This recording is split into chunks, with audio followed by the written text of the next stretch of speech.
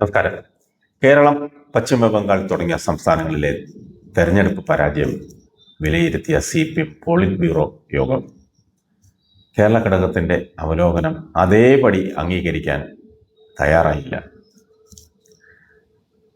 കഴിഞ്ഞ വെള്ളിയാഴ്ചയും ഇന്നലെയുമായി ഡൽഹിയിൽ നടന്ന യോഗത്തിൽ വിശദമായ തെറ്റുതിരുത്തൽ രേഖയ്ക്ക് അന്തിമ രൂപം നൽകി. കേരളത്തിലെ പാർട്ടിയുടെ കീഴ്ഘടകങ്ങളിൽ പ്രതിപക്ഷ നേതാവ് പിണറായി വിജയൻ, പാർട്ടി സംസ്ഥാന സെക്രട്ടറി MV ഗോവിന്ദൻ എന്നിവർക്കെതിരെ കടുത്ത വിമർശനമുയർന്നിരുന്നു. ഇരു നേതാക്കളെയും വിമർശിക്കാതെയുള്ള സംസ്ഥാന ഘടകത്തിൻ്റെ റിപ്പോർട്ട് അതാണ് PBക്ക് നൽകിയത്.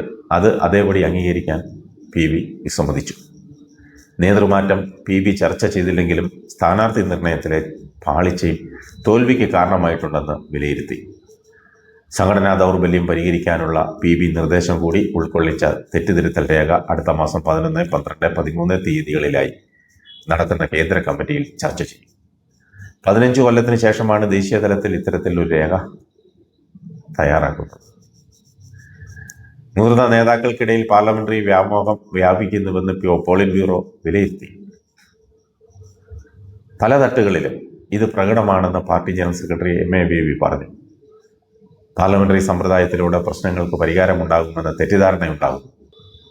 ഇതിനുള്ള തെളിവാണ് പാർട്ടിയുടെ ഉത്തരവാദിത്തപ്പെട്ട സ്ഥാനങ്ങളിലിരുന്ന ചിലർ UDF സഹായത്തോടെ മത്സരിക്കാൻ ഇറങ്ങിയതെന്നും MA ബേബി ചൂണ്ടിക്കാട്ടി.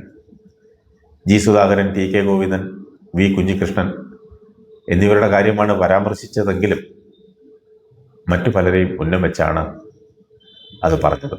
അത് സ്പഷ്ടമാണ്. അത് പറയാതെ പറഞ്ഞിരിക്കുകയാണ് MA ബേബി. പാർട്ടിയുടെ ഏറ്റവും താഴെത്തട്ട് മുതൽ ഇത് പ്രകടമാണ്.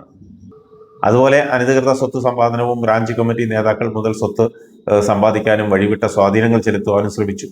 പല ബ്രാഞ്ച് നേതാക്കളും ആഡംബര ജീവിതമാണ് നയിക്കുന്നത്. പഴയ കമ്മ്യൂണിസ്റ്റ് പാർട്ടി അല്ല ഇപ്പോഴത്തെ കമ്മ്യൂണിസ്റ്റ് പാർട്ടി. ആഡംബര ജീവിതവും അഹങ്കാരവും ഹുങ്കും ഒക്കെ കൊണ്ട് ജനങ്ങളിൽ നിന്ന് അകന്നു കഴിഞ്ഞു. ജനങ്ങൾക്കിടയിൽ സ്വാധീനം വിരട്ടലിൻ്റെയും ഭീഷണിയുടെയും പശ്ചാത്തലത്തിൽ മാത്രമായി ഒതുങ്ങി. അതുപോലെ പ്രതിപക്ഷ പാർട്ടികളെ പിളർത്താൻ BJP ശ്രമിക്കുന്നുവെന്ന് PB യോഗത്തിൽ വിലയിരുത്തി. പിളർത്തൽ ഒരു പദ്ധതിയായി മാറ്റിയിരിക്കുന്നു. ആദ്മി പാർട്ടി, തൃണമൂൽ കോൺഗ്രസ് തുടങ്ങിയ പാർട്ടികളെ ലക്ഷ്യമിട്ടിരിക്കുകയാണ് BJP. ദ്രാവിഡ പാർട്ടികൾ ഭരിച്ചിരുന്ന തമിഴ്നാട്ടിൽ TVK അധികാരത്തിൽ വന്നത് സൂക്ഷ്മമായി പഠിക്കേണ്ട വിഷയമാണെന്നും MA ബേബി കൂട്ടിച്ചേർത്തു.